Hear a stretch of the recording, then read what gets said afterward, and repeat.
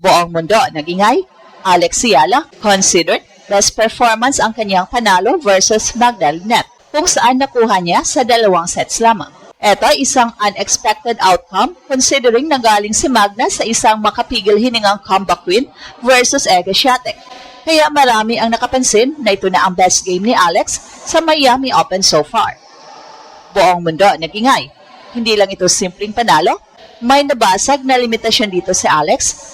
At ang mas nakakagulat, ginawa niya ito laban sa isang player na kagagaling lang sa malaking upset, si Magda Linette. Straight sets, 6-3, 7-6. Pero hindi nito kayang ikwento kung gaano kabigat ang ipinakita niyang kontrol. Ito yung klaseng performance na hindi lang panalo, statement ito, na may bagong level na siyang naabot. Well, totoo naman na napakaganda ng pinakitang laban ni Alex, especially sa tiebreak. Dinomina at literal na tinambakan niya si Magda upang makuha ang panalo. Well, yan ang ating pag-uusapan in this video. Pero bago yan, ay makikisuyo po muna kami. Sana i-share nyo ang ating video at pakiclick ang like at subscribe button at pati na rin ang notification bell. Salamat po. Pagkatapos ng isang brutal na laban na halos ubos lakas kontra Sigmund, lahat nagduda kung kaya pa ba niyang mag-recover. Pero dito pumasok ang tunay na shock. Hindi lang siya bumalik, mas naging precise pa siya. Walang kalat na rallies, walang emotional dip, parang isang player na alam kung kailan papasok, kailan pipigil, at kailan sisira. 1 hour and 48 minutes. Ganun kabilis, ganun kalinis. Ito yung klase ng efficiency na bihira sa batang player. Ito yung senyales na hindi na siya umaasa sa momentum. Siya na ang kumokontrol nito. At sa gitna ng laban, doon lumabas ang pinaka-delikado niyang upgrade, clutch maturity. Sa mga sandaling dikit ang laban, hindi siya nagpanik, hindi siya nagmadali. Pinili niya ang tamang tira, ang tamang anggulo, ang tamang teaming, hanggang sa dumating ang tiebreak at doon niya tuluyang pinakita ang agwat. 7-2. Walang hesitation. Parang may switch na biglang nagbukas. Isang version ni Alex na hindi lang lumalaban. Tinatapos ang... Pero ang pinakamalakas na mensahe, hindi lang ito tungkol sa kalaban, kundi sa presensya. Sa bawat forehand, sa bawat rally na lampas 10 shots, ramdam na siya ang nagdidikta. At habang tumatagal, mas umiingay ang crowd. Parang unti-unting inaangkin niya ang court, ang moment, ang buong stage. Hindi na ito basta breakout run. Ito na ang takeover. At ngayon, mas lumalaki ang anino ng susunod na laban. Naghihintay sa round of 16 si Karolina Muchova. Mas technical, mas experienced, mas mapanlin lang. Dito na masusubok kung hanggang saan ang kaya niyang abutin. Dahil kung ang laban na ito laban kay Linette ay isang statement. Ang susunod, maaring maging deklarasyon ng isang bagong puwersa sa tennis. Hindi lang basta panalo ang ginawa ni Alex laban kay Magda Linette. Ito ay isang controlled demolition ng expectations. Lahat ng mata nakatutok kung kaya pa ba niyang mag-perform matapos ang isang marathon war kontra Sigmund. Pagod? That mental drain, but siguro that ng pinithta niya. Quebec, mas malinaw, mas kalmado, mas lethal.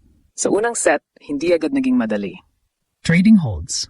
Ramdam mo yung tension, parang dalawang mandirigma na nagtatansyahan kung sino ang unang magkakamali. Pero dito pumasok ang unang malaking shift, hindi nagmadali si Alex. Hindi siya pumatol sa bilis ng laro ni Linette. Instead, pinabagal niya ang tempo, pinili ang tamang rallies, hanggang sa nakita niya ang crack. At doon siya umatake.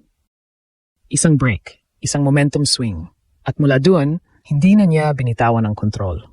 Ito ang malaking kaibahan ng version na to ni Alex. Hindi na siya basta sumasabay sa laro. Siya na ang nagdidikta. Every forehand may intent. Every return may direksyon. Hindi lang siya naglalaro para manalo ng puntos. Naglalaro siya para sirain ang rhythm ng kalaban. At laban sa isang veteran na kagagaling lang sa upset ng World No. 2, hindi siya nagpanic. Hindi siya nag-overhit.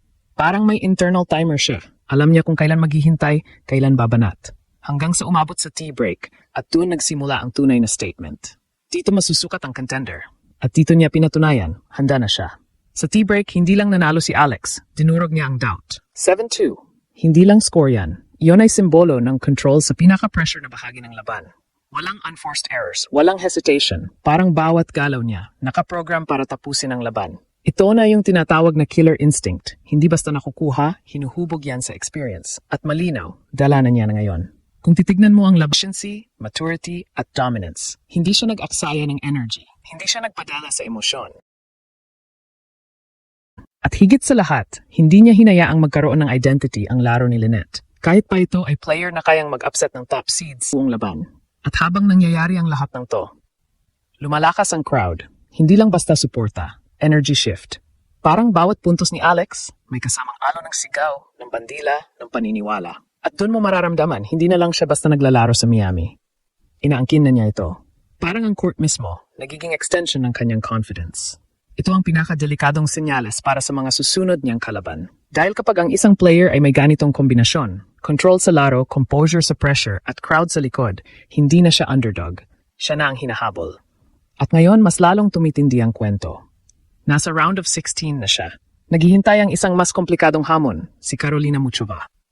Isang player na kilala sa variation, sa intelligence, sa kakayahang sirain ang rhythm ng kahit sino. Pero ang tanong ngayon, kaya pa ba siyang guluhin?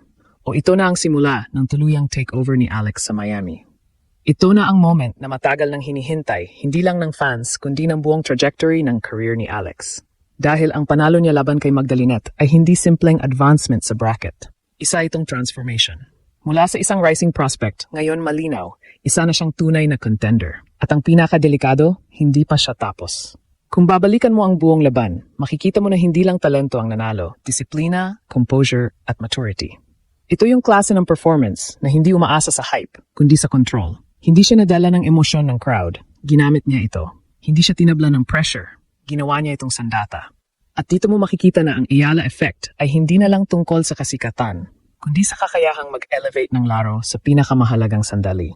Pero ngayon, mas lumalaking eksena. Sa round of 16, haharap siya sa isa na namang ibang klaseng hamon, si Karolina Muchova. Isang player na hindi basta-basta nadadaan sa power o momentum. Kilala sa kanyang variation, unpredictability, at tactical intelligence. Parang chess master sa loob ng court. Dito masusubok kung ang bagong version ni Alex ay kayang mag-adjust hindi lang sa bilis, kundi sa lalim ng laro.